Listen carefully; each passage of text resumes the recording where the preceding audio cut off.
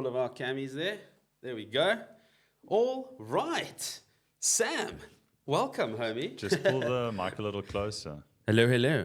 Working. Yeah. You want to keep it right up in your face. In the nostril. Basically, like you want to be smelling the circuitry.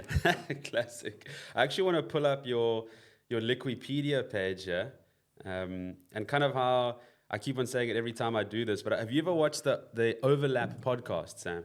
Overlap, by any chance? I haven't. It's a football pod. I know you like your what's that show with that lady that you idolize so much?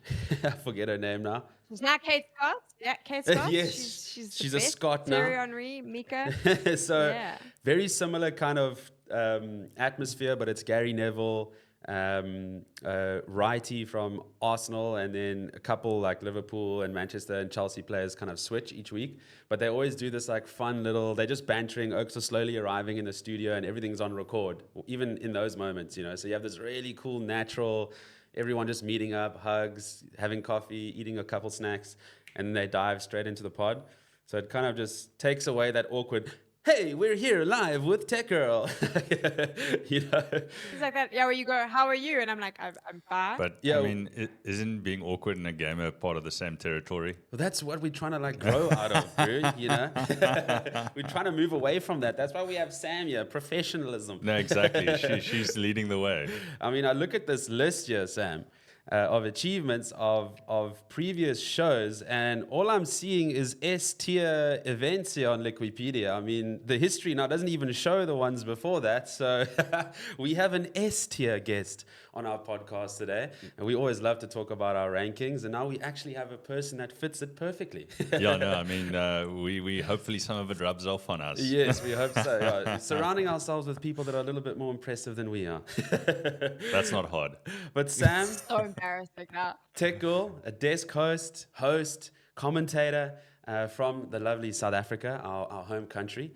I mean, as I mentioned, looking down the list here, we're looking at the Perfect World Shanghai Major, Intel Extreme Masters Cologne, Blast Premier 4 groups, and that's just in the last year. Let's not forget the years before that. Now also the number one choice, as I like to say, for all local productions, so much so that it's very hard to get a hold of her nowadays. But for some reason, I'm very grateful that when I was having to hire her, it was always a yes. So I'll always have a little, self-rub on my shoulder there that I could always get a hold of Sam for a Red Bull gig, especially if it was hit the streets in Kumite, which I think became quite close to our hearts. I mean, Andre as well, being a massive fighting game fan, I think that was really that like peak moment for SA Gaming. And you were on the stage. I mean, Yeah. flipping hell, you were hosting that show. Yeah, I mean, like the first time I met Sam was at Kumite. I'm like, who's this lady? What's she doing? Oh my goodness! Like, I didn't realize we had this level of, professional and talented presenters in our country. So that was a big eye opener for me. And thank you so much for being on our show. Thank you so much for just like stroking my ego for the last 5 minutes. It's been fantastic. It's a pleasure. I'm going to need like a pin to pop my massive head. Confidence coming in, now it's just blurb and really talking mostly about you, Sam. So I think really getting a good idea of a quick wrap on that, from corporate all the way to being the number one commentary host, not locally, but now pretty much globally, arguably on one of the most important gaming series or genres in the world, Counter-Strike. We'll dive into kind of the world of esports and the best games. But hey, very hard to argue that CS really has maintained that status of being number one option if you really want to have a career in pro esports as someone on the broadcast team or a player, So yeah, a little bit of just a quick wrap on your entry into this world, Sam. You can go all the way back to, I know it's family, a brother who's a gamer, being surrounded by friends who are quite serious in the local scene as well. So yeah, dive right in. The mic is yours. So I'll probably be giving away my age. Like my dad was a huge gamer, and like we were allowed access on the internet. Like I think before most people were like online. Back in the days where, I don't know if anyone remembers this, GeoCities, you could like build your own websites, and you had a Yahoo Mail, and like He's life old too. was, He like, knows. chatbot. I know. Yeah, like that was the vibe, right? And like I remember being like 13, 14, and my dad teaching me how to build free websites on GeoCities. Like I used to do that. I played these like weird role-playing games. I was super into horses at the time. So like it was like these weird kind of like Dungeons and Dragons, but for like horses. And like you would build your website and you had your stable with your like make-believe horse and you'd enter them in events and stuff. Like so I was doing that at like 13, 14 with a bunch of like old ladies living my best life. And that was kind of the start of like understanding the online world and gaming. And then we were always playing games. So like he just let us we played so many games with him. We watched him play games. And it was just part of our life growing up. My brother obviously then became really freaking good at Dota. In high school, I moved away from gaming because I just was constantly being teased. I was really overweight, and I felt like, oh well, you know, gaming's it makes me more of a nerd. I'll stay away from it, and I kind of like hid myself. But my brother was like, well, fuck it. If I'm gonna get teased, I'll just keep playing. So he got super into Dota. Yeah, and then it was in like varsity and just like around then where my brother kind of had become very competitive in Dota and his mates were studying with him, but they also played. So like everyone would come on the weekends and they'd be studying and playing games, and that was kind of when I got into the esports side of it and really just enjoyed watching them. Hated Dota, but enjoyed like watching the dynamics that they had. Started going to like events, and for any South African, they'll know like Rage back in the day, Telkom DGL in the basement. And it's kind of funny because I was there for a while and I've got pictures of me there. But obviously then as time went on, someone from Telkom's PR company was like, oh, we need someone to do like interviews or whatever. I had a tech blog, so it wasn't even like an esports blog. And I was like, yeah, yeah, cool, I'll try. And then I did like one thing where I did interviews, and of course, like the entire esports community was like, who the hell is this girl? She doesn't even know who we are. She's never been around. And I'm like, screw you guys. Like I have like there's pictures of me there from years ago. Like what the fuck? Like just because you didn't notice me Yeah. doesn't mean like I didn't exist. But that was kind of the attitude. But I fell into it, right? Like I did it because someone at Telkom asked, and it seemed like a cool idea. And then it kind of just I don't know, like just I don't know what actually happened. Like Red Eye had come out from the UK to South Africa. They had that That massive was ridiculous 2018, amount of right? money. Just That was 2018. Yeah. 2018. I remember that. Yeah, actually, there's actually And a my picture of I think you, Drea, and myself there in the back room. That's going way back, and yeah. even before that, there was that moment. I think you did Eve Tech, a CS tournament for Eve Tech as well. I remember that was quite a big moment. Funny enough, that was I think that was my first moment seeing you commentate. That was before 2018 Telecom, wasn't it, or was that after? I feel like that Eve Tech event was I'll like, tell you a funny. yeah, yeah. Want me to spill some tea here, boys? Let's spill some Oh, tea please, and we get got people coffee, in. but tea works. Here's what happened, right? Is the Telkom guys came to me quite early on in the year. So what originally happened was they bought Red Eye out to announce this R1,000,000 tournament they were going to do. They had that ridiculous egg. The egg opens, Red Eye's there, everyone goes Oh mad, no, that shit was and hilarious. yeah, and it was just a press launch. That's all it was. And Goals, Ashton, he now owns Goliath Gaming. He was at the time playing for Bravado. He was young. I think he abused the open bar a little bit. He was probably a little bit drunk, and he was just running around so freaking excited. He was one of the guys that used to like hang out at my house all the time He's with my still like brother, that right? today. And he was running around, yeah, super excited, and he's like, "This is it!" Like, and I clearly remember this moment in his like very tipsy state, being like, "This is it. It's legit. Like, my parents are gonna see what this is about. Like, everyone's gonna see like this is a legit thing. This is esports is about to explode." And he was so excited, and he ran off, and I felt so shit because I had been working in like advertising, and I had done the like tech blog thing, and I knew that this was just a media event. Like everyone forgets about this shit tomorrow, no one cares. And I was like, damn, like this isn't right. Like this kid is like he thinks this is it, and it's not. Like no, it's not gonna be. And then I went home and wrote a blog about it, where I basically was like, I freaking know that no one else, like the press are here, but they're not going to talk about this. They're not going to say, I'm going to freaking start saying things, and I'm going to tell these stories, and like screw everyone. Like I'm gonna use this platform I have. We're going full esports now. Like that's what we're gonna do here. And that was kind of how it started. And then I was writing blogs. It was like a couple of weeks after that, Telkom's PR came to me and said, listen, we're gonna need a host for DGL on stage. Red Eye's coming. Red Eye has said he wants to work with someone local. Ryan a guy called Ryan something or other, Marquet, I don't know, had been Oh, put forward by Mackett. the Yeah, I guys that remember. He organized. worked for Intel for a while as well. I think he was like local involved there in some way. Yeah. Yeah, I think he's now like, but basically it was the DGL team have already decided it will be Ryan, but as the corporate, we're gonna force you in because we need a woman. Like, I mean, they didn't. But they were like, Yeah. They so didn't I need was to say like, it. yeah, I just went like, that's cool. And then I possibly made the mistake, which I've now learned to keep my mouth shut, of telling someone in the industry who worked at a laptop brand. I was like, oh, do you know what's kind of cool? It's like, basically, I'm going to host this thing with Red Eye. And that person happened to work for a quote unquote tournament organizer who was working with Eve Tech. Went to them and was like, hold on, this is Telkom's golden goal.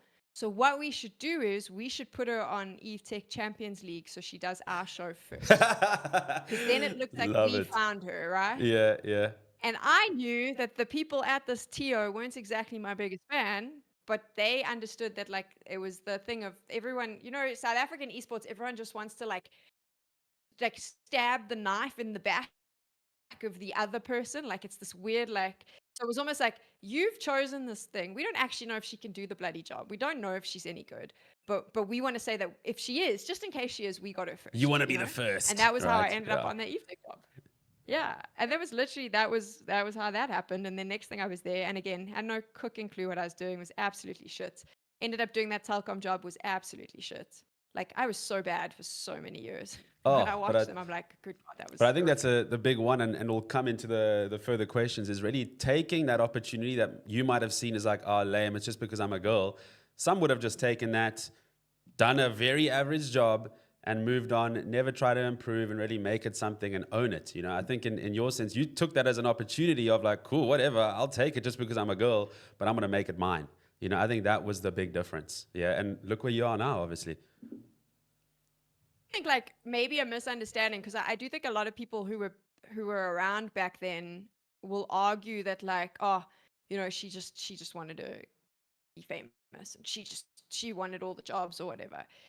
It wasn't the case. The reason I worked so damn hard is, one, there was no money in esports. Like I honestly, like I was well aware like I wasn't going to be making cash there. But the reason I tried hard, even though I was pretty rubbish at it, and the reason I tried to improve, is because I actually do give a shit about the players. Like I love esports because I love the player stories. I freaking love the underdog story. I love all of that comes with it. It's the same reason most people watch sports. I love seeing what I think is the ceiling of a game just get smashed, and someone show me how far they can push the game that I love, and like just do things like Donk at the moment in Counter-Strike is such a good like example. Just do things where you're like, how the hell are they doing Yeah, we that? all Like, thought it that's what wasn't I going to get love. better than simple, but here's this kid. Yeah. Yeah, it's like mental. And I watched international broadcasts, and the thing that I loved was like watching a bunch of people who spoke in a way that I felt. Like the passion and the love that they had, I felt that. So I could relate to them, because I'd be like, damn, that's exactly how I feel. And when you're sitting in TeamSpeak with your mates talking about what you saw, that's how we feel, that's how we talk. And that was all I wanted to do, was make sure that like I never wanted to someone, like a player, to feel like I hadn't done them justice. And that was always where I was at. And I mean that. Like I know lots of people listen to this and they're like, oh, bullshit.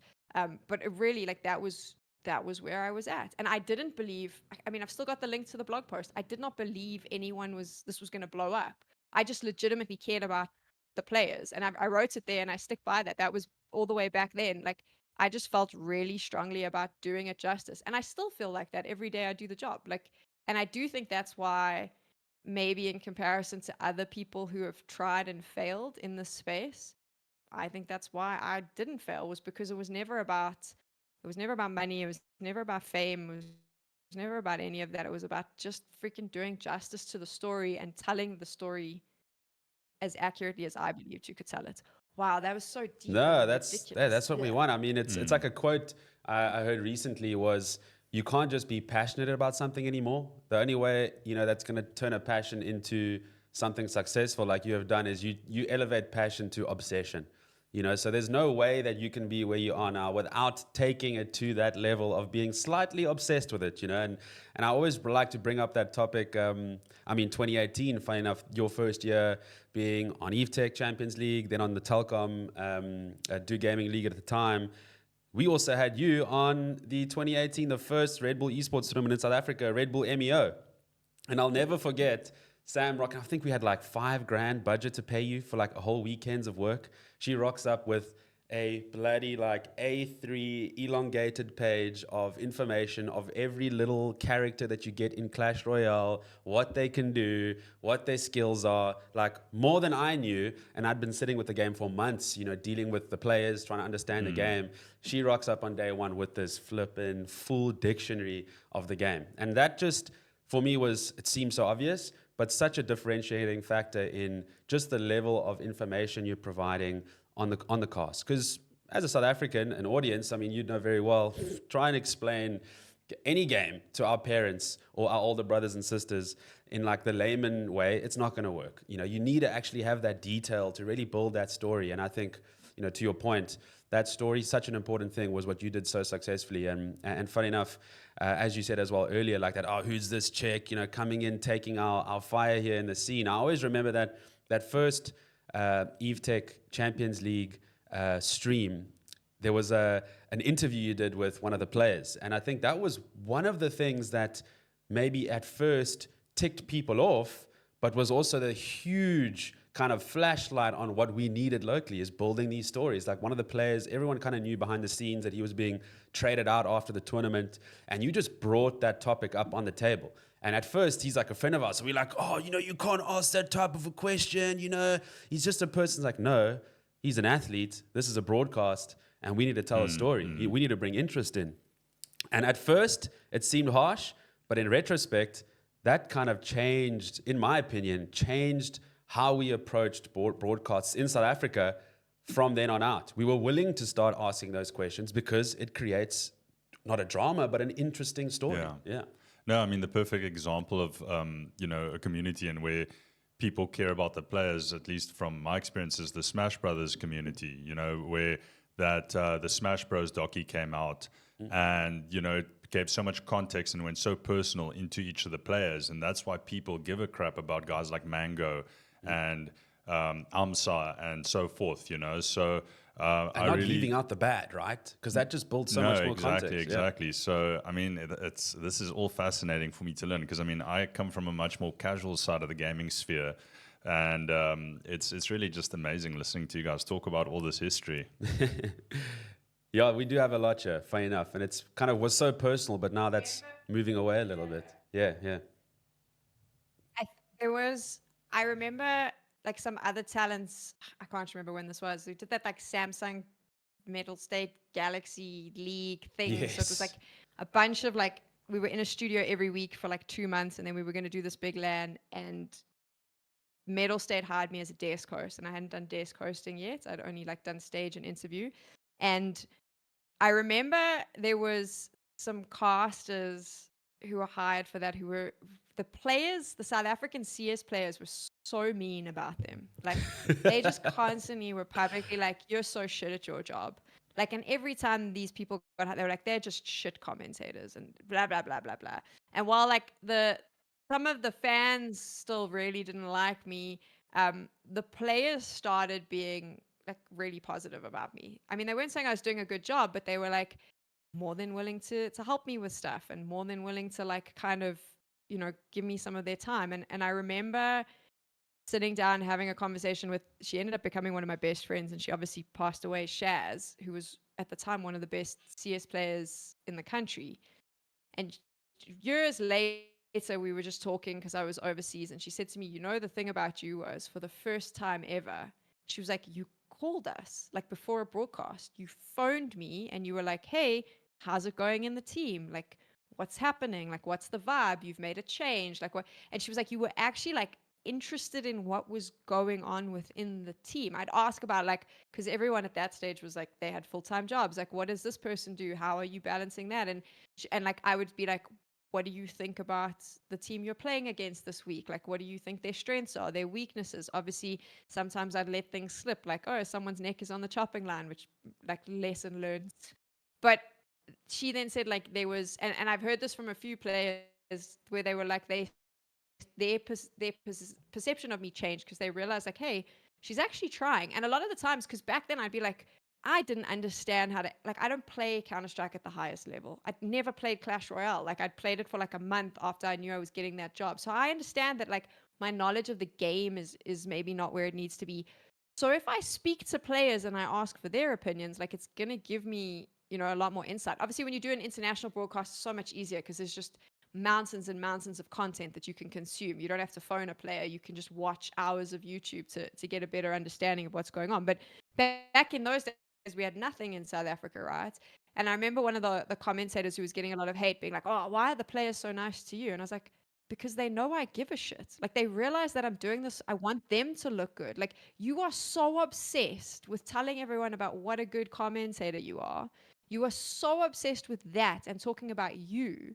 You've forgotten that our only freaking job is to make them look good. Because without them, we don't exist. They And are I the do think product. that, like, that's something that overseas, like when you talk about like the Smash community, they get that. They understand that, like, the players, everyone hates it when you say this if they're not a player, but the players do come first because we don't exist without the game and the players, right? Yeah, 100%. I think that's the key element there is you can be as reserved as you want about the person, be careful, kind of like, oh, what is she all about? But once you realize that she cares, that you cared, that those reservations just fall away so quickly because they know that you're invested, and I think that was something that you managed to convey to our local gaming scene very, very quickly, very successfully.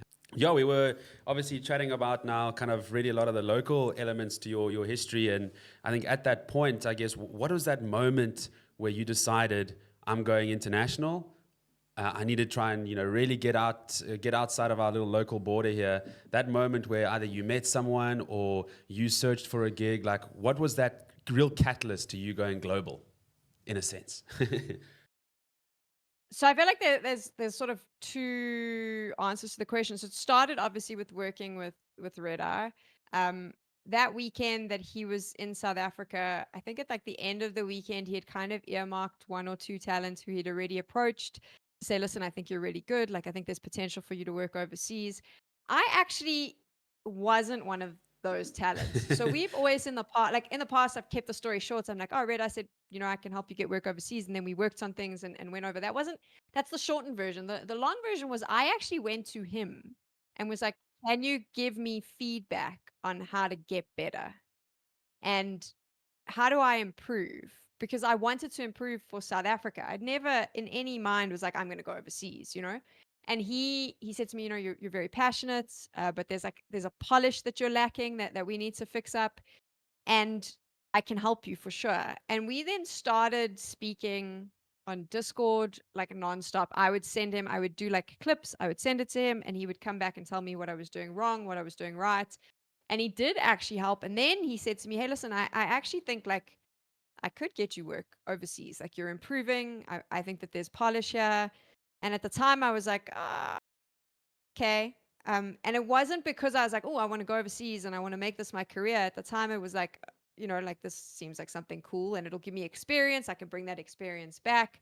And so then my first gig was, because we don't start small, was Gamescom. I did, which is obviously like the big gaming convention. ESL needed someone to do like a stage host for a Counter-Strike invitational that they were doing where they had two G2 players, Apex, who's now with Vitality, Buddy, who's now with no one. He just got dropped from Fnatic. They were on stage because they were both with G2. They would choose players from the audience to come and play CS with them, and there would be this like battle. It was really cool, and they needed someone to like interview and stage host. That was my first international gig. And then after that, I started getting like gigs, but I was never looking at it being like, this is a career. It was more like, this is cool money to make and I can bring what I learned back. The moment that I decided, actually, screw it, like, this is where I want to be international, was, I would say, 2 years ago, when I kind of went, I love Counter-Strike. I started in Counter-Strike.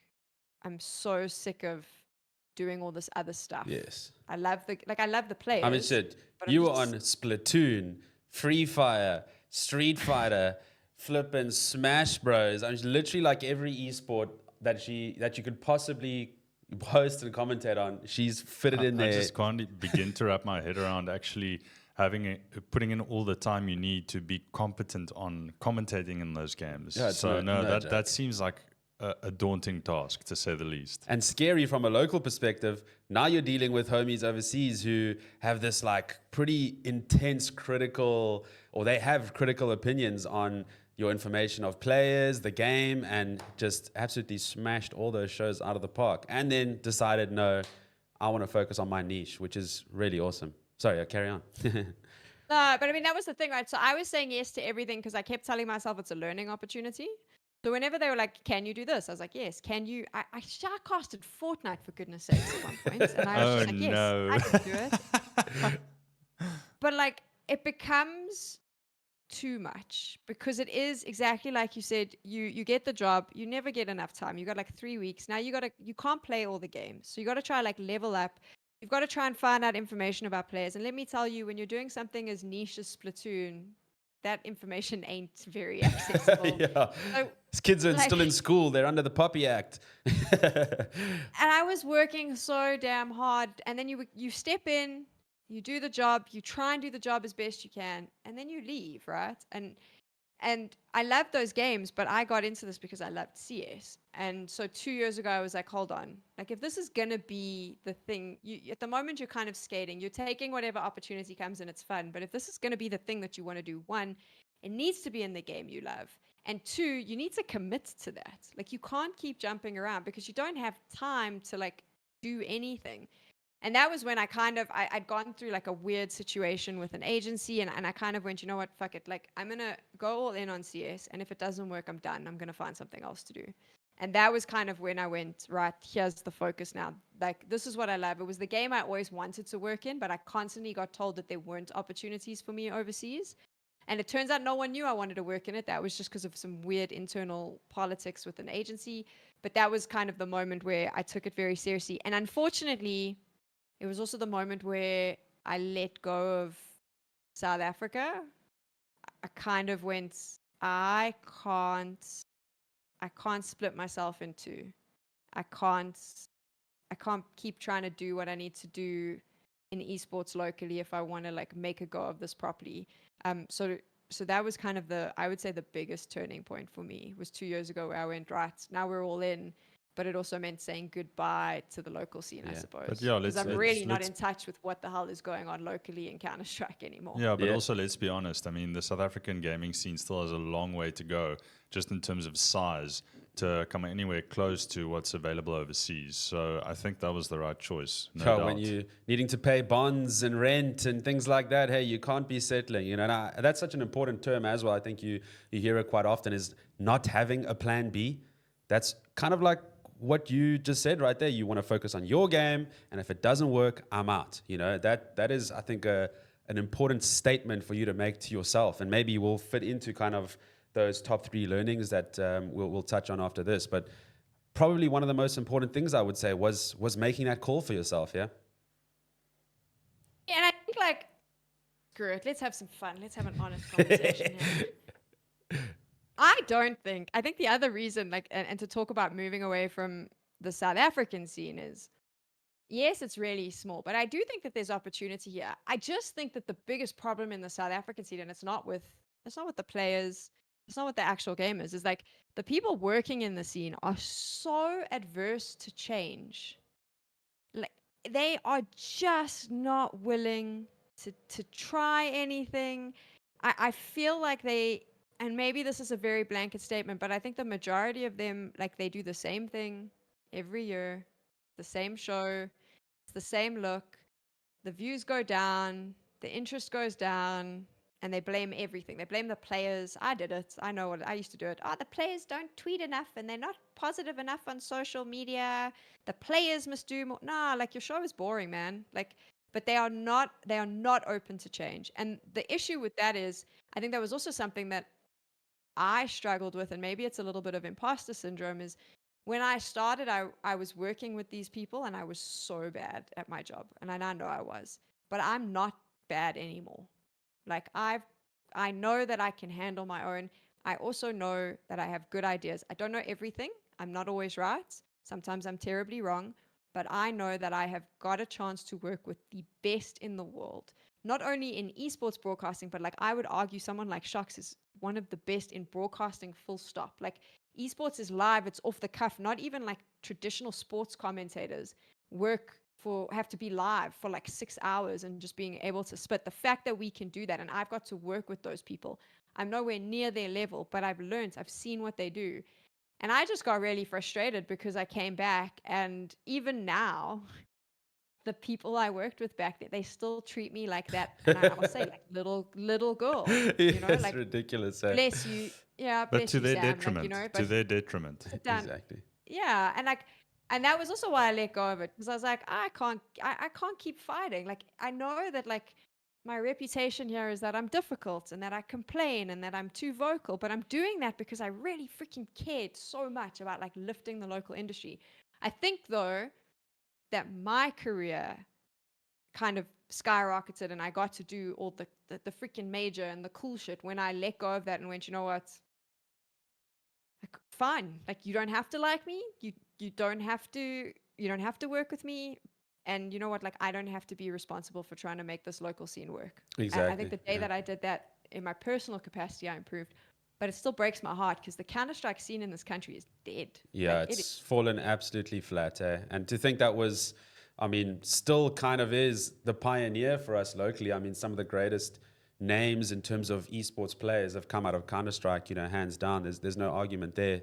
StarCraft maybe fits in there back in the past. Now we obviously have Jubby in Street Fighter, but hands down, I mean, we've got 3 international players now in various teams. One of them is even a coach, TC for complexity. So it is that game that's kind of elevated esports in South Africa to the global level, and obviously having you in terms of the broadcast side of things, it is that game. So it is very sad to see where it is at the moment. And I can only imagine what it feels like for the players who have that past that they've kind of reflected on. And, the 2018s, like you were saying, these million rand prize pools and Project Destiny and all these stories being built around that era of CS and seeing where it is now. I can only imagine how frustrating it must be for the players that are coming through the ranks today, just feeling like, wait, it feels like it's worse now than it was 4 years ago. Yeah. So my thoughts on that is just how much our ping to Europe and other competitive scenes has an impact,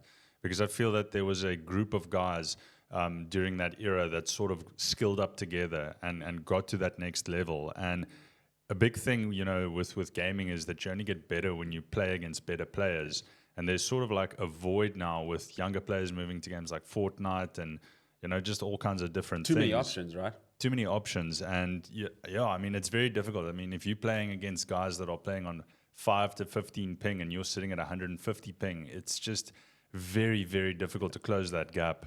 I mean, to add a little context there from Andre's side, actually, he was very good friends with, remember Jan Takbok and his older brother Charles. So Dre knows them. He knows that level of FPS through Jan, through Taki. And we were all, funny enough, I didn't even know Andre until, 5-6 years ago. I met you at More or Travis's wedding. At his bachelor's, and then wedding. And through that, actually, wait, we probably were in the same house. I was just downstairs with Yanni while you were upstairs in Charles' granny flat, and we just never knew each other at the time, But that's how small that little Cape Town scene of top gamers was. And we were so close-knit, and as Dre said, always bouncing off of each other, coming into a server, getting absolutely annihilated by your best friends, but in 2 weeks' time, you were better than everyone else because of that, I just don't think we have that anymore. You're jumping into ranked leaderboards online, playing with guys in Europe, the Middle East, building absolutely no relationships, just solo little gamer on a leaderboard, hoping that something happens. There's nothing that you really invested in, and I think that's taken so much away from that LAN CS culture that we've kind of been birthed from in a way, or grown out of. So my question to you two guys is, what would be needed to recapture that, or to sort of give these guys that kind of opportunity again? Because I mean, in my mind, the only incentive is good shows where you've got high audience interaction and interest, and usually that comes again with big prize pools. And I just don't see that happening in the current climate. I mean, there's not enough eyeballs on it for sponsors to put up big bucks. Yeah, I think then for you, Sam, that question that Andre there asked perfectly fits into that kind of, you name your top 3 learnings working on these massive events overseas that you think we could apply locally to really improve the landscape. Doesn't have to be 3, can be more, but don't want to make you list 10 here. It'd be quite a tough one. But yeah, 3 as a start, and if you've got more, please spit the facts. I think the biggest learning is South African esports, and even now I see it, has this idea of if we build it, they will come, as opposed to like overseas, it built first. So like we did this thing where we tried to run before we could even walk, which was like, he has a R1 million prize pool. He has a big stage with lots of lights. We're going to make this incredible thing, and then everyone's going to love what we're doing. But like, if there's no community building, then who the fuck's coming? Who cares? And like, I think that was something that was really good with Street Fighter and Hit the Streets. And it was because there was all of these like cool community initiatives happening. So there was this community of players going. I mean, like people used to go to each other's houses, run their little like tournaments there. Then Red Bull comes with Hit the Streets and is like, okay, cool. We're going to do this event where there's this opportunity for you to travel overseas. And we're going to engage with this community. And we're going to start small, and then we're going to do it each year. But what they did was they didn't try and like make this massive thing from scratch. They kind of went and spoke to the community. They found out where everyone was. They ran those qualifiers. Red Bull knew who the players were that they needed to speak to. They got those people involved, and then they helped build something. I think the biggest learning that I took away from going overseas was that locally it was always, we in the heyday of Counter-Strike was, we need to build this to own it. There was all those fights, like, and anyone from South Africa will remember. I was part of that. My apologies. Saying I was part of that problem. My apologies. Well, that's the thing, right? We there was the thing of like, I mean, I remember the R1 million fight, right? So you had Rage with Telkom, and then Kwese Gaming came in with their quote unquote, not really ESL, but they like to pretend it was ESL Africa. They just paid for the rights to put the name on it. There was no actual ESL involvement. Spoiler for anyone who didn't know that. That dude still walks around with a freaking purchased ESL shirt like he works for the company. Like, stop it.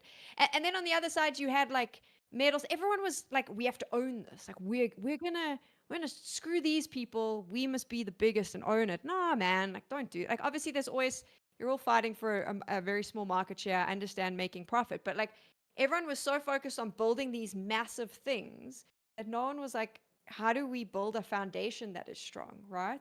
And I think that was my biggest learning, was like, don't build it and expect people to come. You have to start small, scale it up. I think Hit the Streets did that really well with Street Fighter. The community grew year on year, and then eventually we were able to bring those international players here. That's kind of something that's cool. I think FIFA did something very similar. Like, FIFA actually had like no attention locally until our guys started qualifying and going overseas and kind of doing that thing themselves. But they were playing online all together. They were doing their own thing. So my whole thing was like, build community. What you see now in South African Counter-Strike, and again, I'm so out of it, so I'm just talking from the outside in. I'm sure someone will be pissed off with what I'm about to say. But it feels to me now what happens is there are a stack of people playing this game. There are a stack of people watching international broadcasts. South Africa has a very strong, very loyal Counter-Strike audience. They are completely not interested in the South African scene because there's one tournament a year, and every year, without fail, the same people who have been in retirement, no offense, Elusive, but I'm going to call you out for this, 0 chance, they retire, then there's money, they come back. So the opportunity for young players is never there. There's no growth because the guys, I mean, Tools is famous for it, Lighters. Bless your soul, my mate. You're one of my closest friends, but you'll stop. You won't be playing, you've retired, you're a coach, and then the next week you're in the server because, it's cool to play in the events. You stopped doing that now. Like, I am calling these guys out. And I get it. They love this game. They're playing this game every night. Elusive's been overseas. He's done all of that. So it's pretty cool. Like, competing is in his blood, right? But it does mean that, like, obviously, those guys are always going to go and win. They're always going to be the better one. They got more experience than you can ever have. They know they are forgetting things about the game that new players haven't even learned yet. But I do think that that's unfortunately the situation we have now, where because there's only one event a year, there is no room for that sort of growth.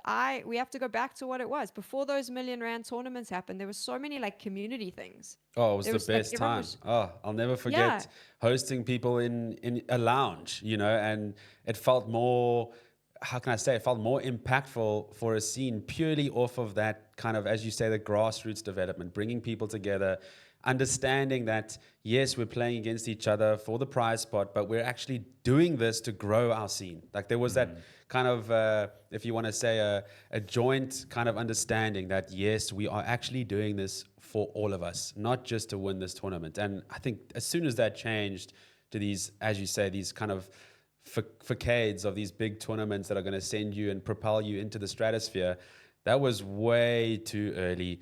There was no way that we were going to be able to deliver on the expectations from the partners. So this kind of fight to be the big dog and promising the world to, number one, the community, and then also to the partners, it was impossible to deliver on. So try it, it fails, and it just sent things back a few years. Almost instantaneously, we felt it, yeah? And I mean, thinking of those players you mentioned, like James and Ruan and the boys, and I'll even put myself in there, it's kind of like, at that stage, we felt that we were finally going to get that chance to break out and kind of, oh my word, we might be actually becoming international superstars, and then bam, that ends. It's almost like we're still living in that, like, I just want my one chance to go big still, you know? And I even have that issue too. Like, Larry even asked me not too long ago, like, if you had the choice right now, if you could put everything aside and choose either working in corporate, being a content creator, or playing Call of Duty professionally, I said I would take option 3. Like, I would want to be a COD pro, but I know it's impossible. Like, I know from a logical perspective, there's no ways I'm going to be building a family if I try and become a pro today. But if there was a tournament on the line locally for a few $1,000, like, I'm probably going to sign up, you know, which is, as you say, it's you're wrong. part of the problem. I'm part of the problem because of that kind of attachment to wanting that, building a bit of a legacy for yourself as this South African pro gamer who kind of made it, you know. I think we all still have that a little bit inside, you know, and it is putting that, getting past that and letting it go will probably do so much for the scene, as you mentioned, yeah. To be fair, I do want to preface this by saying I would hate for Zero Chance and Elusive and those names not to be playing. I think it's awesome that we have them playing. I think that the issue is there's only one tournament a year, right? You need, if we had a lot of community events happening and lots of cups, how sick would it be for a new player who's come up, who's like 18, who needs to learn, for them to play under James? He has so much experience. For them to play with Elusive, he's been overseas. He was part of that Bravado team that made magic. You need those guys. So I'm not saying they shouldn't be playing. I think Kani and all of them should definitely be there. I think the issue is there's one event a year. Almost like rather fall into that TC kind of role, you know, that they should really be looking to nurture themselves, maybe as coaches, team managers, in a sense. Yeah. I'd still love them in the teams. I'm not against them being in a team. What I think sucks for local CS right now is there's one event a year, right? So what is the point in investing in a young player? Because you cannot give them the experience they need to be good at that final LAN event. Okay, there's no other tournaments to play. You're playing online, so it makes more sense just to get the experienced guys together, get your mates together. You know, you can all handle stage jitters. You know, like, that makes sense. It's one tournament, you can make cash. If we had more tournaments, I think that it would be a far greater way to grow young talent. Right now, I don't know if there is talent being pushed up because there's nowhere to grow them, right? And again, I haven't been in the scene for the last 2 years. I'm probably talking out of my ass. But for me, the big learning was you can't build it and expect people to come. You have to go into the trenches and start small and build with everyone. And sometimes that means you'll also realize that maybe it shouldn't be built and you'll move away. But like, that was the one big learning. And I think the second big learning for me is this is still business. I think it's something we all forget. Like, we get really caught up in like the magic of all of it, but there has to be a return, and people don't just hand out money. And even though we love esports and we think it's great, if you're getting 150 views on a stream, sorry, like, there's no monetary value. Yeah. You know, like, you've got to figure out how to make it profitable at the end of the day. Something that's, and I was huge. Actually, this is my third learning, so this kind of ties into it. My third learning is also that, like, holy shit, I made so many mistakes and it's okay. So like a lot of the things that I'm saying now, I had a very different view a couple of years ago, but I think that that's also important. It's okay to make mistakes. It's okay to admit like, hey, listen, we got it so incredibly wrong, and now we're going to work on that and change and make a difference. I think that's the most important thing is learning from that. And you see that a lot with teams that I work with, where like we'll try something, it won't work. We immediately go, it didn't work. Let's fix it. And I think my opinion has changed because I used to be a big proponent of like, I had opinions on certain things. Like I say, oh, the players should be responsible for marketing this. Nah, the players just need to play. You can't expect all of them to be comfortable in front of camera, right? That's just not going to happen. They're pros. So learning to respect that, understanding that this is a monetary thing is really important. There's money on the line. There's so many, oh, the prize pool's crap, or oh, we didn't get the right tables, or oh, we didn't get this. Okay, yeah, but like figure out how much cash that costs. Try and understand the financial implications. If you want the big fancy thing, understand that like that has to be paid for somewhere. And I used to be very loud and vocal about that shit as well, and I've learned now that you know I'm not always right. I think those are kind of like the key things to take away from this. Is one, like, yeah, I mean, jump in. I'll stop. I've said my 3 pieces, I suppose. No, but I mean, I'm listening to this, and this is sort of something that I've also dealt with in a way. So I come from downhill skateboarding, so used to doing like 60, 70, Show the 80 scars to there, 100 really. kilometers per hour on a skateboard.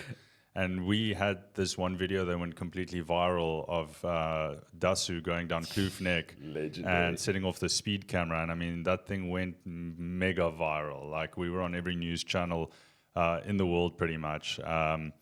And, you know, we thought, cool, now we've got the eyeballs, we've got it made. But we failed to capitalize and grow a viewer base for that kind of content.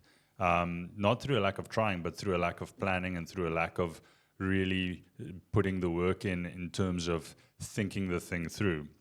And listening to, you know, what you guys are saying, it seems that the best way or the easiest way for this scene to grow would be someone that brings in an audience, someone like a Ludwig, but a local creator that then guarantees the eyeballs on the product and then can help showcase what the local guys are doing.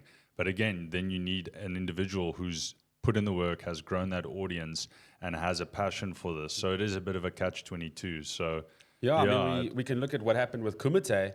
I mean, the argument, there was a list of amazing commentators on that show and hosts, but Sam being an absolutely integral part of it and really grounding it in kind of the local flavor that we wanted for the show. I mean, I think it broke all the Red Bull Kumite viewership records from the past in terms of the live stream plus the post-event content. And that just showed you what the story, the years of, as you mentioned, building up Hit the Streets, that was already a global name in the kind of FGC. It was already a known event. I mean, when we went to Kumite in Japan in 2019, when I joined Javi there, the current CEO of Street Fighter at Capcom, Mr. Ono himself, he watched Hit the Streets. So it's like, no, I watched the event. Yeah. You know, in his very broken English, he knew about it. And then to bring that back to having Kumite there, plus having someone like Sam on the desk, you kind of had all those pieces, as you mentioned, slowly built around the product and then finally delivering on in the day, and it performed. You know, and that, I think, is perfectly ties into what you said there. You're not going to have it just suddenly work on day one, copy-pasting what they do in the US or Europe. Kind of, that's always what we, as you say, build it and they will come, build it exactly like they did it. We're not them. We're so different. Needing to kind of, through trial and error, find out what works. And I think that was almost like really puts a stamp on what you just said there. It's going to take time. You need to understand the scene and then bring it together with the right person, as you mentioned, with Sam there, who's been telling that story already through Hit the Streets for 4 years before that. So you have that continuity, you know. Yeah. I think that was like the beauty of Hit the Streets and Kumite and why, ironically, it got so much international love, because that was the thing. The stream pumped, right? It was on a Sunday night locally. We didn't see, I would have wanted more people there. But online, the dream was real. But it was also because again, we had built this foundation. So we did the last chance qualifiers the day before, where we got to showcase like all of the local talents. Their stories were well known at this point, so we had 4 years with them to like tell those stories. But then obviously, like the big story for Kumite was that Jabi M, the South African rep, gets his spot amongst the best in the world, and he comes on stage, and his story, I mean, holy hell, like this is just magic, right? You couldn't, this is like a fictional movie of like the champ rising of, here's this guy who started playing Street Fighter, didn't even own a PlayStation, was going to tournaments with his notebook, used to watch YouTube to learn. Like RoboHobo had to lend him a PlayStation so he could compete. Now he's playing against the best in the world. And let's be honest, like my job was so easy because you couldn't write this sort of magic. It worked out. He drew one of the best players in the first round. Everyone thought he was going to be out. Jabi delivered. He comes on stage. He beats him. That's magic. That's magic. With no the matter critical art, the super from Chun-Li as well. It couldn't be more perfect. Yeah, I mean, I remember losing absolutely my mind when he beat Tokido. That was ridiculous. And the thing about that is you don't even have to know Street Fighter to understand how magical that moment is. That moment is magic in basketball, in cricket, in freaking America's Got Talent with singing. Like everything about that story was beautiful, but the story was built, right? It wasn't the week after Jabi existed, we built a massive stage and put some lights on him. Like he had 4 years to build that. The foundation was built. And I feel like that's kind of the whole point of like the passion was there. And it also is like such an important lesson to like any players watching is like we always talk about this where we're like, we need massive prize money and I want to do this full time. But South Africa, it actually ties into content creation as well. Like the power should be with us, right? With like the community and the players. Like we should have the power, but yet the power sits with the corporate brands in South Africa. Like they come in and they dictate what that tournament's going to look like. They dictate, well, we sort overseas and we want bright lights and we want this and we want to stream. Okay, cool. Like 50 people are going to watch the stream. Like you've got this massive stage, but like no one on the stage really knows what they're doing. The majority of your audience is in the venue, but you're now running a desk and they can't even hear the desk. And even if they can hear the desk, they don't know the bloody game. Like that was something that bugged me. And also like it ties into another point I wanted to make, which was always this concept. And I was a very strong pusher of this for a long time about how in South Africa, we need to get non-esports fans invested in esports. That was like my favorite thing. We must get a casual gamer. We must make content for the casual gamer so they'll come. What I have learned is that, no, they won't. Yeah, they just want to play a chilled couch game, you know? It's like, let me tell you something. not every football fan wants to be a pro, you know? Yeah. Yeah, like, and also like, to be honest, like I play paddle every so often very badly. I have no interest in watching professional paddle. I could not give a shit. I just don't care. And I feel like that was my thing. I've realized with esports, like if you don't play the game, that just like I'm not going to go and watch League of Legends esports. I don't play League of Legends. I love Counter-Strike. I watch Counter-Strike. Hell, I love Siege. I didn't even go watch competitive Siege for a while. Like it wasn't really my thing. So I think like that idea of, we need to appeal to the casual gamer in South Africa. No, like appeal to it is a tiny community. Don't get me wrong, like it is a small community, but hell, like just appeal to the small community. Build the small community because it'll get bigger if you're building it. But stop this thing of like, we'll get these casual people to come in. Nah, just like focus what we have. We have something really magical, and we proved years ago that it was magical. Let's just like put our attention there and focus on that. Thank you for coming to my TED Talk. Invest in the niche, you know? Yeah, I guess you did touch on it, you know, here and there. I think from that stems the question on that point of gaming personalities. So not just the events anymore, but I mean, I'll throw myself in there, the other content creators here in South Africa, you know, and so it's a topic that I touched on last year, which got fired up a little bit, as you know very well, and I still stand on a lot of those laurels, pretty much all of them. But what do you believe, you know, is that next step? Are we on the right track as gaming personalities? So on the desk, we've got a bunch of locals who are trying to make their way through. I mean, shout out to the Hazes of the world.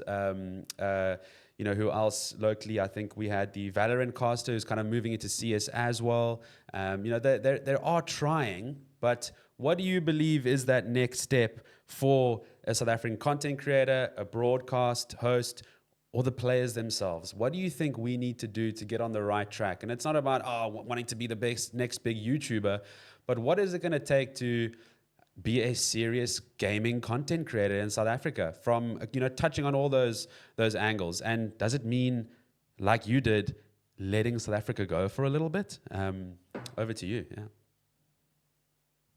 And it's a tough one. It may ruffle a feather or two, but hey.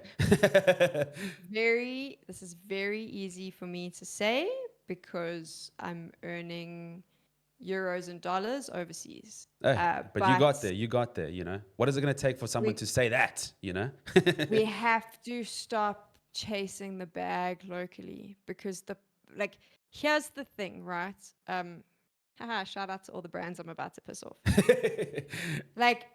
Local content creators, I think, the ones that have been able to move themselves out of the local scene and develop themselves into something bigger, have not been completely focused on the brand deals and making money, which is all I ever see at the moment. It's always how do I make money? Brand deal. But what we have is the situation of the brands hold all the control. Goes the same for the players. We want massive prize pools. Cool. The brand holds the control, right? And the issue now is, how many times locally have you just seen apps? And I am so guilty of doing this, because for a long time I did it. For a long time, you got to pay the bills. Money is nice. The Very Mark shit ad, where 20 of the same South African content creators have all been given the same brief, and we've just made the exact same piece of content, and it all releases at the exact same time, and it is so blatantly obvious that someone's paid for this. The Samsung mobile retweets. And no disrespect to the people who take it. I completely understand. You have to pay your rent. And I've always said this, I took it. So who am I? I can say it now because I don't need to take that money, but I get it. But there could be a situation where you can go back and say, hey, you know what? That's not going to work for my audience. So no, I'm not going to do it that way. I can only do that now. But I feel like we have to take the power back. And the only way to take the power back is to stop doing that. Because the reason is, you do that. People always complain and say, oh, South Africans don't support other South Africans. No, they don't support us because here's the ugly truth. It's just not good enough. The reason they're watching international guys is not because international guys have hundreds of thousands of followers. It's not because international guys have massive sponsorships. It's because their stuff is just good. There are TikTok accounts that are blowing up, and it's not fancy camera. You don't need the fancy equipment. They just make good content that answers a question or makes someone laugh. I think in South Africa, we try so hard to be brand friendly and do what we think needs to be done, and try and copy international. And it doesn't work, because you just look like a cheap imitation, right? We have our own cheap imitation of Dr. Disrespect, and we have our own cheap imitation of something else. And it's all just the same stuff. There's this really cool kid who does TikToks about Call of Duty, and he's so freaking weird and funny, and he's super South African, and he's blowing up. But he's just completely his humor is South African, and he's completely loyal to who he is. That's kind of what we have to do, right? We have to be more loyal to us. And I think that the same goes for events and things. You don't have to have a massive stage with fancy lights and an analyst desk and a this and a that. You know what you need? You just need someone who's super passionate, a couple of mates sitting on a couch talking shit about it. That works. I think that's kind of the next for local creators in the local scene. We just need to remember why we're all here, because I think we've all forgotten. I think we're all just so concerned about how do we make this a living? How do we make money? How do we do this? How do we get the bag? We should be going, how the hell do I make this more cool for the person watching? Why should they care? Why should they care? And I think when you figure that out, and I haven't figured it out, and I hope one day I do, but when we figure that out, I think then the sky's the limit. And I do think it's very easy to appeal to an international market. You've seen it with so many, there's so many South Africans that have been able to do it when they let go of trying to impress a couple of local brands and decision makers. Yeah, you realize it's that term, and we've said it to each other before, it's really that, and Dre and myself as well, kind of heading into this world with the podcast and other things, it's the platform needs to be the one paying you. YouTube, Twitch, that's where your income should be coming from. The local brand stuff, that's your supplementary, you know. And you can, as you mentioned, start dictating, you know, how you want your content, whether it's branded or not, to be displayed on your channels. And I think we're slowly getting there, slowly but surely. But again, it's up to the individual that's actually making the content. If you're suddenly going to fall back into the trap, you'll see things, you know, skate backwards very, very quickly. I mean, the one question I was going to shoot to you was kind of that, what has been that specific skill that you already had or nurtured to get you to where you are? I think you've kind of already answered that quite well, but you can maybe add a little bit of, I guess, a direct point on what was that one that you think changed things for you. Was it this, not caring anymore about what a local audience thinks, or is there something else there that you've been hiding from us, Sam?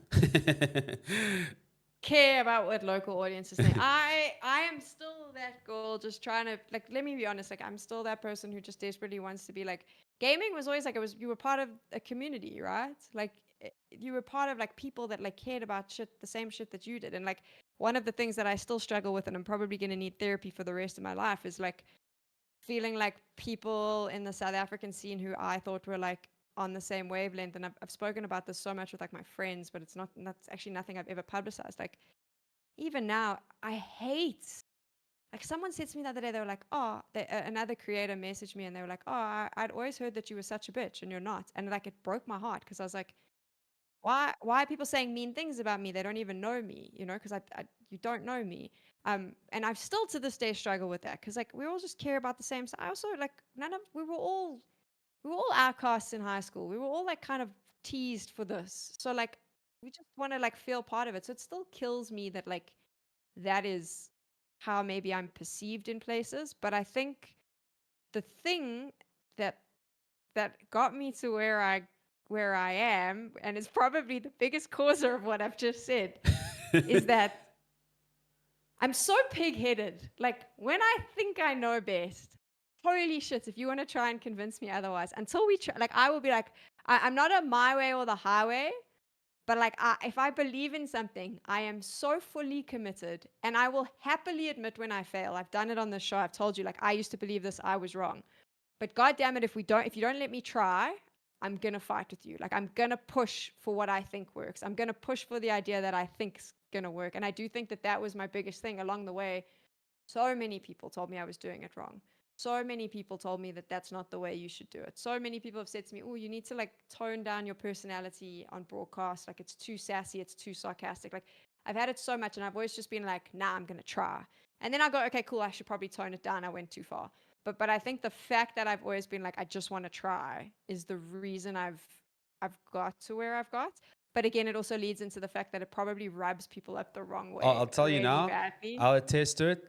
And I'm guilty. That was a huge reason why it was so easy for me to hire you, because I knew that it's like, cool, I can focus on the event, even though I've got a whole team there, an agency that's supposed to be handling the broadcast. I know that Sam is going to chime in there and tell them how to do it, and I don't even need to worry about it. I can just focus on the nuts and bolts, make sure the event runs well. The broadcast is going to be fucking awesome because Sam is telling them what she believes is going to work best. So I could be at peace just knowing Sam's there hosting. But there are many times where I've been wrong as well. There are so many times where I have pushed and been like, I really think this will work. We should really try this. And everyone has said to me, no. And I have pushed and I have pushed and I have pushed. And then we have tried it and it has failed. And I've been like, oh. Hey, And I'll always you would have never apologize. known. I will always apologize. But Well, better I do than the need to status learn quo. sometimes. Yeah. You know what like, they I say. think Good judgment someone comes said to from me- experience. Experience comes from bad judgment. yeah. I think like you've got to fall forward, right? But I have learned that sometimes in my old age, it's better just to keep your bloody mouth shut. At some point. But- At some point. I Pick your still don't battles. do that. Look at me. I Yes. just like freaking mouthed off here on this podcast. I don't know how to shut up. So like, I think it's just passion. Like, it really does. Like, I think maybe someone watching thinks, yo, she really is a bitch, or she's so up her own ass or whatever. It's not. It's like, I just really fucking care. I think Like, it's these types of do moments good. that gives people the confidence, you know. It's like, flip, I don't have to be a little bit of a pushover, which was, I would say, personally, was bringing it back to myself, was my biggest problem, trying to be too nice all the time, you know, and you end up doing triple the amount of work for honestly no personal return, but also you don't see things growing because you're just trying to keep things cool and breezy.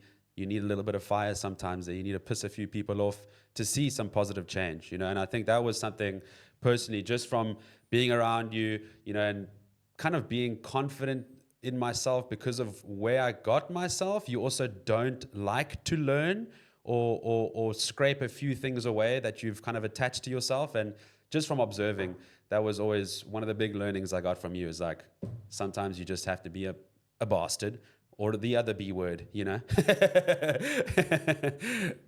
You believe in it. Like, it should never be like, for me, it's always been if I believe in, if it makes the show better. Like I said, I always ask, like, how does this influence the person? What, like, if it makes it better, is it going to make it better? Are people going to love this? Or is it going to make the players look better? It's not supposed to be for you. It is supposed to be for, like, if you want to make stuff better. I think that the line gets crossed when it becomes, how do I get everyone to do this so that I look really freaking good at the expense of everything else? And I do think that that's the risk, right? That maybe people perceive that's what you're doing. But like I said, like 9 times out of 10, I just really want the show to be freaking good. But it has meant that I've ruffled feathers along the way. I am aware. And also, it means that I've made like so many mistakes, which I still get reminded of even now by people who can't let it go. So it is what it is. But I just think you have to be like true to yourself and true to your passion in anything. This isn't even like about esports or content creation. I think it's just in life, right? Like, otherwise, what the hell is the point? Exactly. We appreciate you for taking the first step, Sam. We appreciate you. I think moving on to, say lighter questions, but it even has a little bit of spice to it, because now you've got to choose your favorites, and people hate not being her favorites. So what is that hard question I'm about to ask you is, what is that absolute number one esports event that you've worked at since you started, all the way back in 2018? What is that one that goes back when you're dreaming and you're looking back in the last few years, you're like, holy shit, that was a weekend I'm going to remember for the rest of my life in a good way, you know? It's a bit of a weird one, actually. It was last year, 2024, Blast Fall Groups. 24 hours before I was meant to go on, I was meant to be with Pimp. So it was, Blast does 2-person desk. So it was me and Pimp. And then it was going to be Maniac and Babsky. Maniac got pulled off the broadcast. People know why now. We Let's not get remember into why. that. And they, in a very last minute call, they brought in Cadian, who had been the IGL of a team called Heroic, had a bunch of players stab him in the back, had ended up on Team Liquid, and that whole thing had fallen apart because of personality clashes, and he was now on the bench for Liquid, and he was going to come in last minute to be on the analyst desk. And the reason it's the one that I remember the most is because it was probably the closest I've come to being able to work with someone who just had, God, I can't believe I'm going to say nice things about you, Casper. Who just had no fear. Like he was completely game, try anything. And he just met my humor. Like, the moment I came on, like, I am very sarcastic and I'm sassy. And I know that, like, at this event, I crossed the line a few times with like some jabs, and he just, on broadcast, he just, like, it was like playing tennis. Like, he just hit them back. And I had so much fun with him. And I also think, like, so there's lots of clips online of these like ridiculous moments we had that weekend on the desk. Now you could really see crazy you shit went guys, down. you guys had a broadcast chemistry there that just worked so well that weekend. Yeah, like you were saying, the clips that came out of that weekend were fire. But the thing is, like, those clips were all funny, but I think what for me, what I was most proud of is not those moments. It was the moments in between. Because Cadian is a professional player.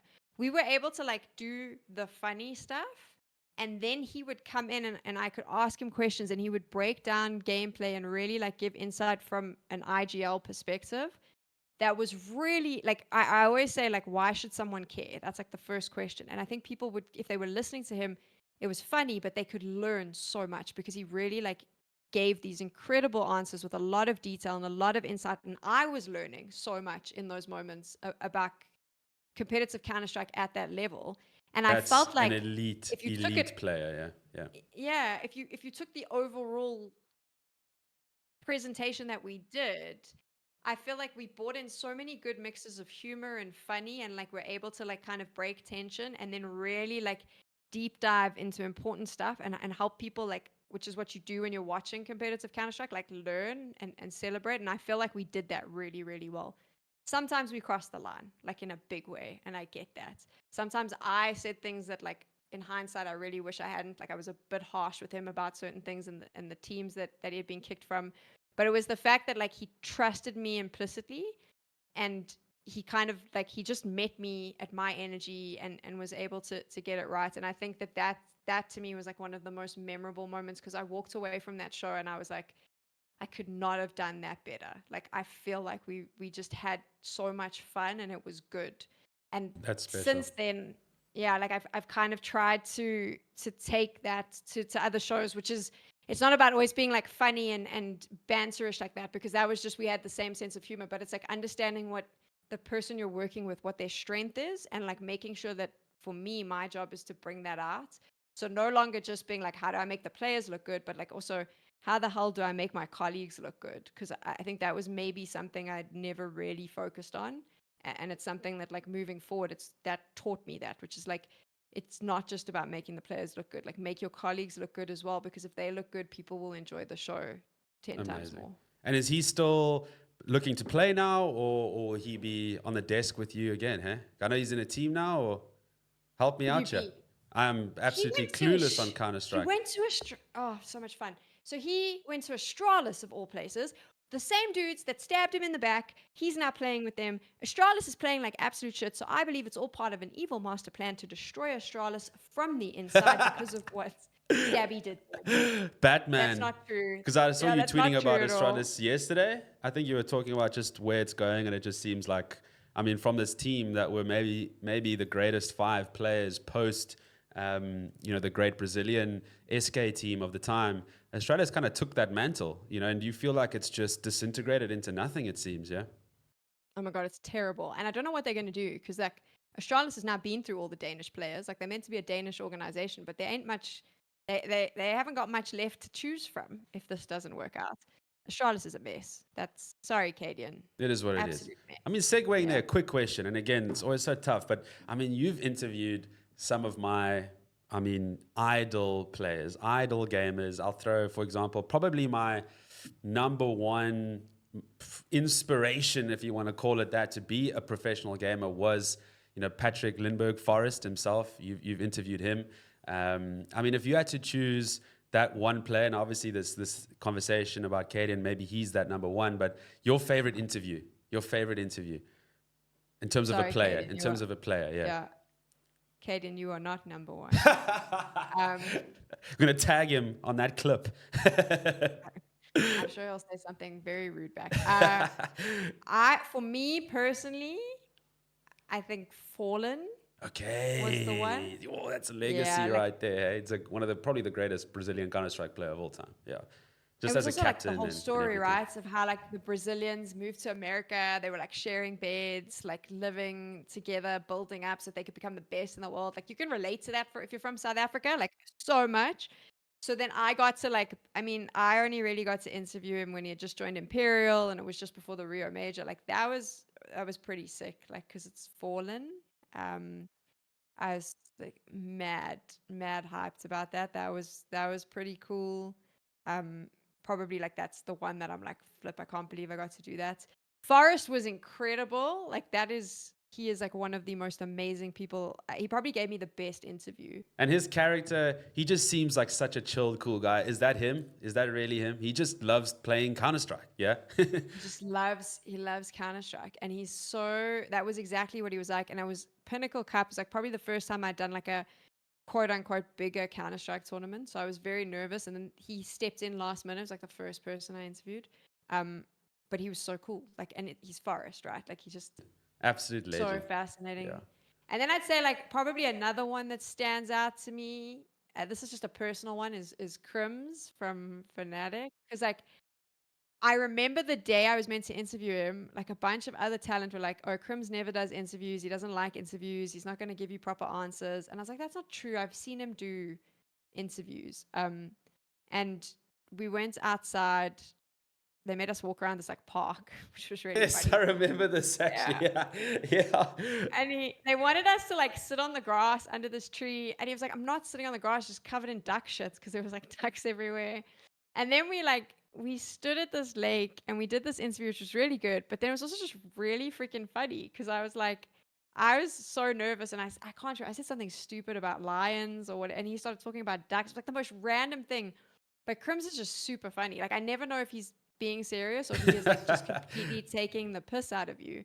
And that was pretty much a cool one as well because I came out of that being like, oh, like he spoke to me. That's cool. And also because like these are all like, you got to keep in mind these are all players that are like my hero, right? Like I get so nervous around them. Like I constantly ask them for selfies. Like it's ridiculous. Kerrigan, I think it was at the Blast Major. I was like, please take pictures with me. Like super lame stuff like that.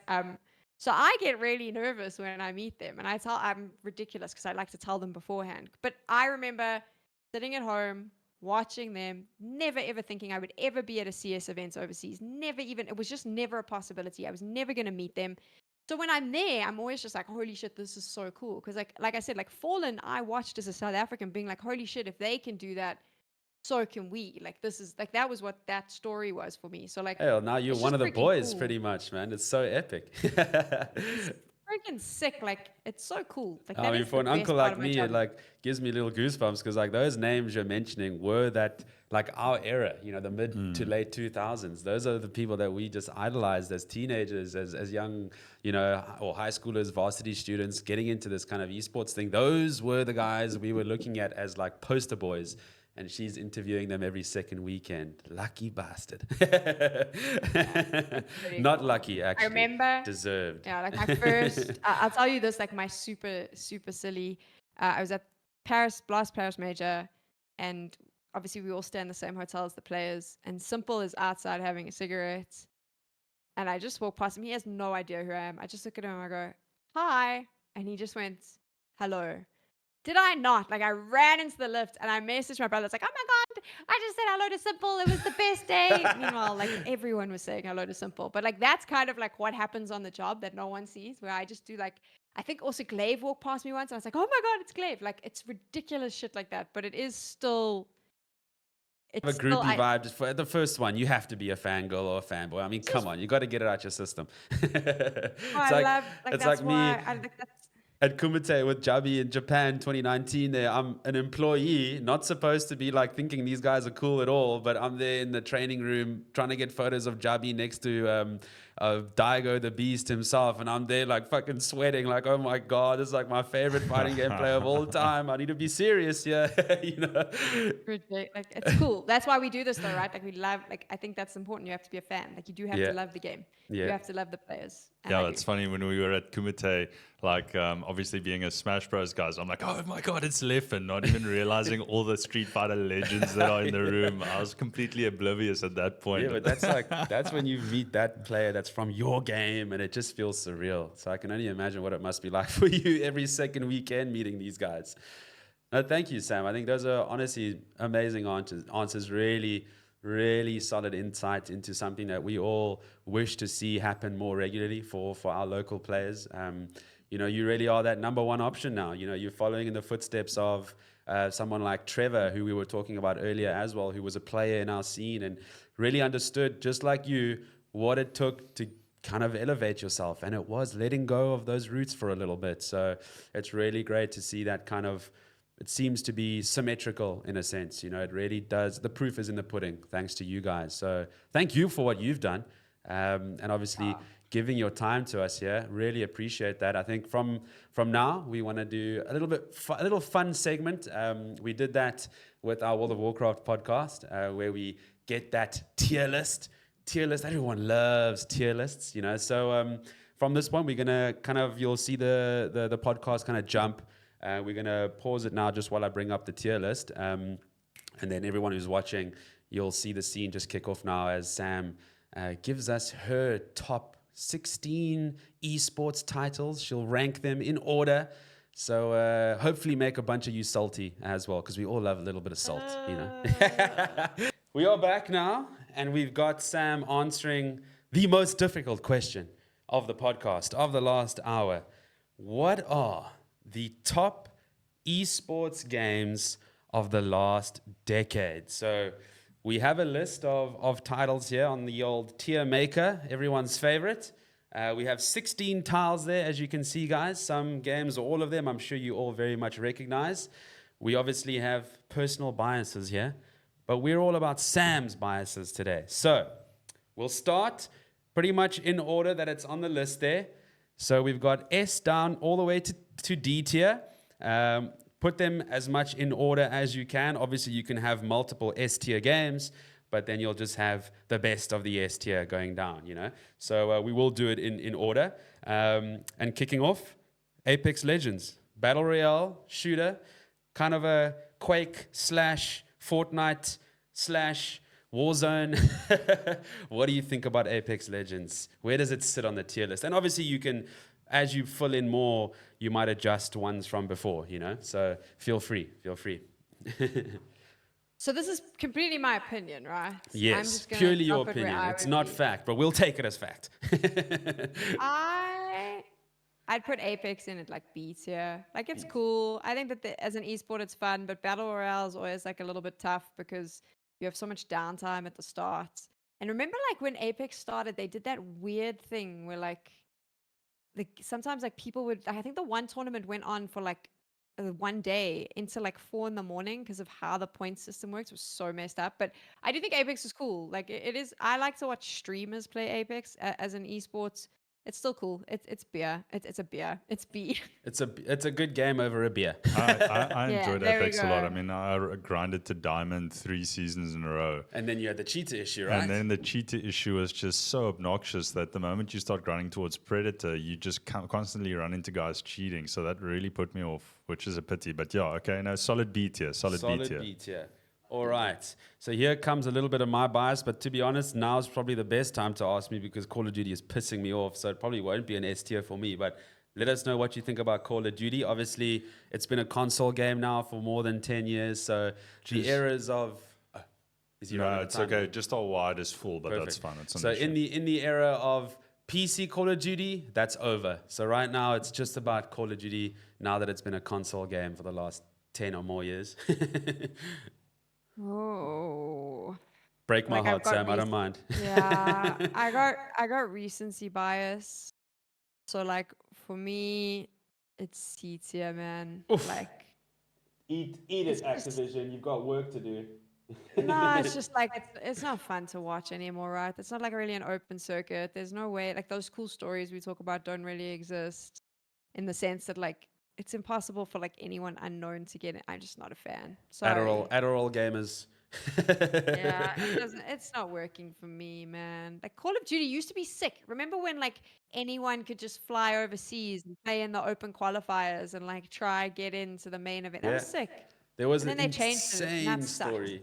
There was a team back when Antwerp Esports Festival in, I think it was the Netherlands, was the big dog for Call of Duty back in my day.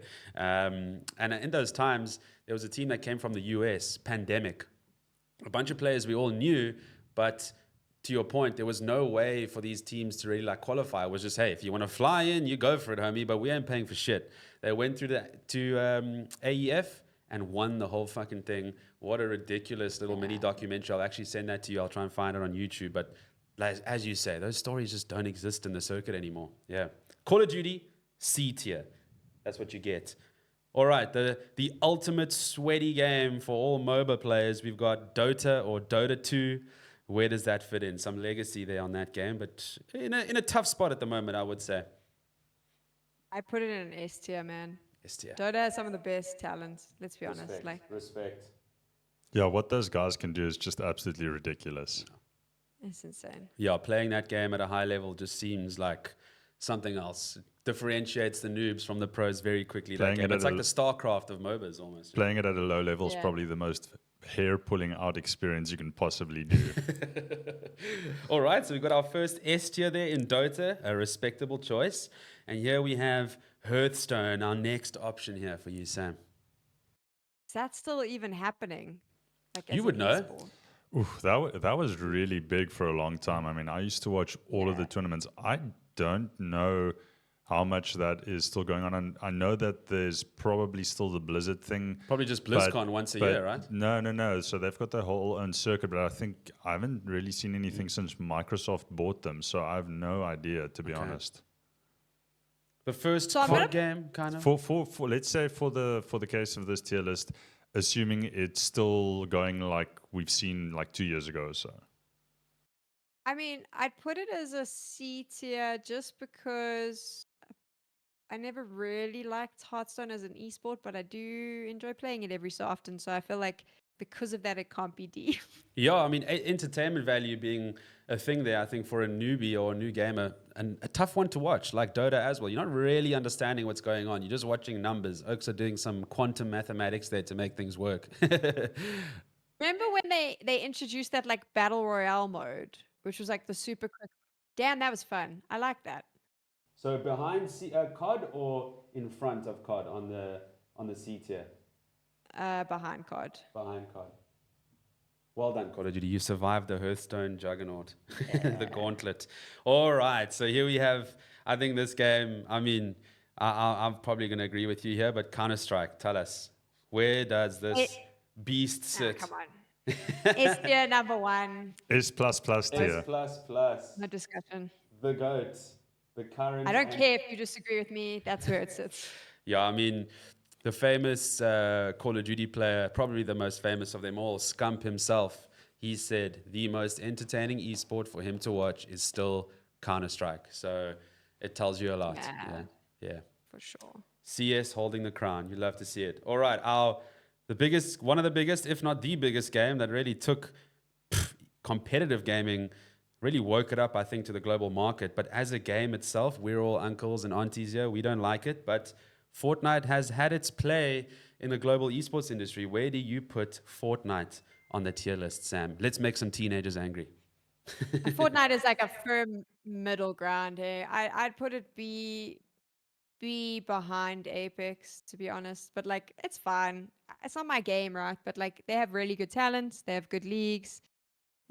It's good. But like, battle royales are fun. I have the same issue with Fortnite that I have with Apex. I just feel like there's a lot of downtime at the start, which sucks. And also like a little bit of like the RNG aspect of it I don't really like with the circle, because I feel like it kind of, some people say it makes it more entertaining, but I do feel like it kind of feels like there's an extra player in the mix that means that you don't really always see the best of the best kind of stepping up, right? That's where a game like CS has really mastered that kind of individual skill with the team element, but you can really see an individual shine in Counter-Strike. It's just something else. Yeah. One tap headshot with the AK. Sometimes you can 1v5 a team if you have 1 HP. You can do it. All right. Then we have the child from Dota 2, born out of Dota 2 in the MOBA universe. We've got League of Legends, another big one in the mix there. Oh, I want to go with my brain, but there's a part of me that my significant other loves League of Legends, and to piss him off, I could put it somewhere that would just like rage, full on rage him. But Z tier. honestly, League of Legends is like, it's S tier behind CS, man. Like, let's be honest, as an esport, League of Legends is the shit. Everyone knows Faker. Like, I don't even like League of Legends, and I know Faker. Like, that's kind of the level of a league. And everyone knows Sharks, Yeah. quick shots. Like, League of Legends creates icons.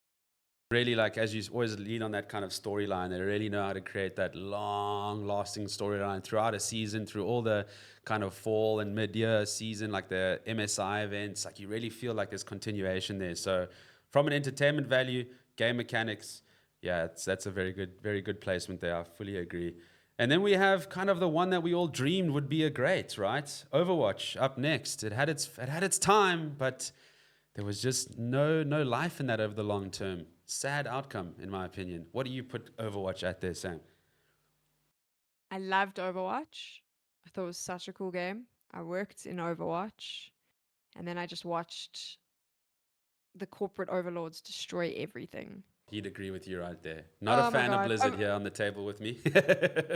Overwatch is literally like D tier for me now. Like, damn, They should have they took never made something so Overwatch cool. 2. That was a big Overwatch mistake. League in the beginning was sick, man. They just took something and just totally, that's like the perfect example of just thinking you know better than the people who play your bloody game. Remember and they that ruined it. franchise they tried to set up? Oh my word. That was like the first Oh, like explosion of the esports bubble was the OWL, yeah. fuck, Absolute man. Like they just nightmare. such a good game. And like I feel like it was the downfall of bloody Blizzard was like Overwatch and Overwatch League, which is so sad. Money Singh, old Kotick, his master plan of turning esports into a franchise league did not work out very well. All right, and next up, the father of battle royales, PUBG Battlegrounds, the one that's still alive today. We're not really seeing tournaments, but player base is still massive. Really was that kind of, put it plain and simply, the first of all the real battle royales, yeah? PUBG, what do you think? There are still tournaments. I work in some of them sometimes. I like PUBG. Like I like the original PC PUBG. I think the players are so cool and are so good. So this is complete bias, but like I like it. I watch the esport. I still work in it. I think the players are sick. I'd put it as A, to be honest. But that is like purely just because like I will watch that. It still has the same problem that Apex and Fortnite has. That horrific downtime at the start of the game is always like exhausting. Um, but because I really like a lot of the PUBG players and the teams, I'm more willing to sit through it. No, and rightfully So so. I'm seeing a huge hunger and a return to PUBG because of what's happening with Warzone at the moment. A lot of my homies who've been Warzone fanatics over the last few years are all back on PUBG because of the cheating issue, and really getting that yeah, pure battle royale feeling again. Yeah. Alrighty. One that I know you were also a big fan of. We played a few of these, a few games online, actually. I won't forget those days, me getting one tapped in Siege. I just could never fit into that game because of my ADHD Call of Duty brain. I just struggled to sit still. But Rainbow Six Siege, where are you putting that on the list? I'd say that's A tier ahead of PUBG, man. Like Siege is sick. Like it's really fun, and the esport is like really well developed. They do a really good job. So like a lot of the people that work on that in terms of like commentary have been around for a long time, so they really know like the details and the stories, and it's just fun. I also like the game, so I think that does help. Like some of this is like Overwatch. I'm just like screw you guys for ruining a game I like. Siege is like I like the game. So that's how we're steering stuff here. It's accurate. Accurate. All Yeah. right. Then we have, I think all three of us, we adore this game. We adore what it's done for the South African esports scene over the last few years. We have the father of fighting games and maybe even the father of esports overall. It's Street Fighter, the Street Fighter series. Street Fighter's A tier, just behind Siege, I'd say, for no reason other than the fact that it just has like a super special place in my heart, right?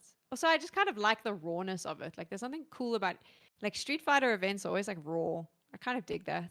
Yeah, still feels like it's like that image of the crowd is right behind you, breathing down your neck as a player. I actually watched the recent, it was a tournament in Japan where Daigo Umehara, 40 years old, literally pulled off one of the most ridiculous reaction plays against, one of his old rivals as well, which just made it so special. But to think that a game like that age, you can still be playing like a teenager, and it's so easy to understand. It's just two characters mooting each other on each side of the screen. Who dies first?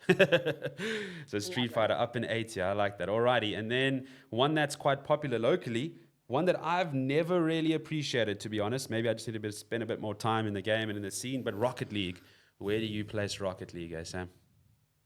I'd put it B tier after Fortnite just because I mean I see it doing really well. Sometimes I've watched one or two. I think that like the talent that they've got is really good. I think it looks really cool. It's just not one that I've ever got into, so I'm not even going to pretend that I've watched more than like maybe 10-30 minutes of it. But Sports I can ball. appreciate it for what it is. Sports, but with cars. With Yeah, cars. it's a weird one for me as well. Yeah, it is strange. Yeah. All right, then we have one that we also, again, all love, and you and I have actually worked on a commentary desk for this. Super Smash Bros. Not just Ultimate, but include Melee in that pool as well. So where do you put Smash, Sam? This one could make Andre angry, just saying. My eyebrows are already twitching. This is tough. It's only because you said Melee's in the mix as well. Because you can say Nintendo's kind of done what Blizzard has done, so there's that little bit of don't even get me started. Yeah, but I am kind of like, I still love Nintendo, right? Like, Yeah. I would put Smash B tier firmly behind Rocket League. That's a personal bias because I think if we had to look at it like from a business perspective, it would probably be down in D just because of exactly like you said what Nintendo did. But still like it. I love watching it as well. Like, so I can't. It's a fun game. I can't force myself to drop it all the way down just because I'm pissed off with the developer. Entertainment value right up there. Career opportunity definitely has taken a dip. Yeah, it's taken a fat dip. All right, and one of the legacy games, again, I mean, we didn't put Quake in here because I just feel like Quake since Arena just really has been nowhere. But StarCraft 2 still has the odd tournament pop up every now and then. Also in a very tough place. I think it's grown, it's outgrown, or rather the community has kind of gotten too old and you haven't seen new players come in. But where would you put StarCraft as an esports game over the last decade? StarCraft S tier right behind League of Legends. It's the granddaddy. It's the freaking granddaddy. And even now when they do tournaments, I don't understand what the hell is going on. But holy shit, the guys that work on those, like if you watch those events, they're just cool, right? Like I have no idea what's happening, but it's cool. Like I will be sad the day that comes to an end. It feels like you jump into a wormhole, right? And you're getting taken back like 10 years when esports was so pure. It still has that feeling to it, yeah? Yeah, for sure. Awesome. We're coming towards the end there. Our final fighting game on the list here, it's Tekken. Where do you put Tekken there, Sam? Tekken, I would put B right in the middle between Rocket League and Fortnite. I'll be honest, I love the South African Tekken community. I've worked on those events, but I don't actually watch much Tekken outside of what I've seen locally, and I prefer Street Fighter, so that's why it's there.